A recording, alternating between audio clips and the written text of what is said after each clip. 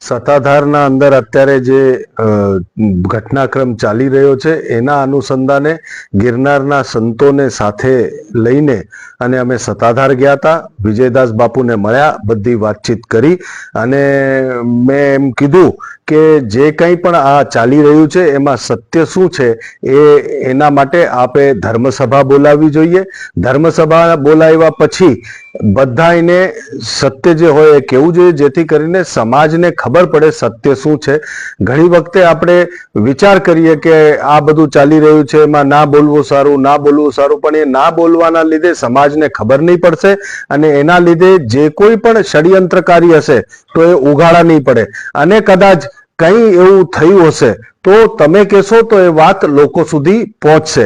મને એટલી ખબર પડે છે કે જે ભૂલ થઈ ગઈ હોય તો એને માફી મગાય અને માફ કરાય. પાપ થયું હોય તો એના માટે પ્રાયશ્ચિત્ત હોય છે.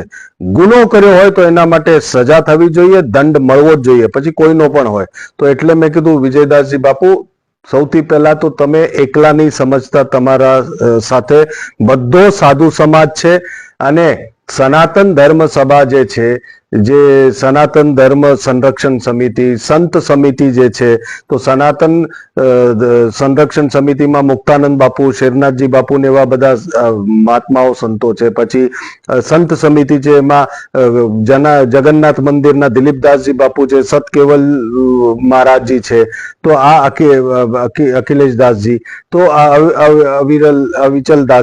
અવિચલદાસજી છે, તો એ બધા છે. આચાર્ય સભાના છે પરમાત્માનંદ સરસ્વતી. મેં બધાને કીધું કે આપ ધર્મસભા બોલાવો અને એક પછી એક સનાતનની જગ્યાઓ ટાર્ગેટ થઈ રહી છે.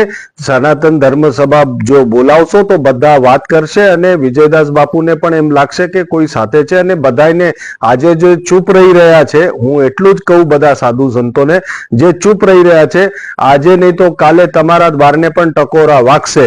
એટલે બધાએ સાથે આવવું જોઈએ, સાથે વાત કરવી જોઈએ, સમાજમાં જે સત્ય હશે એ પહોંચાડવું જોઈએ.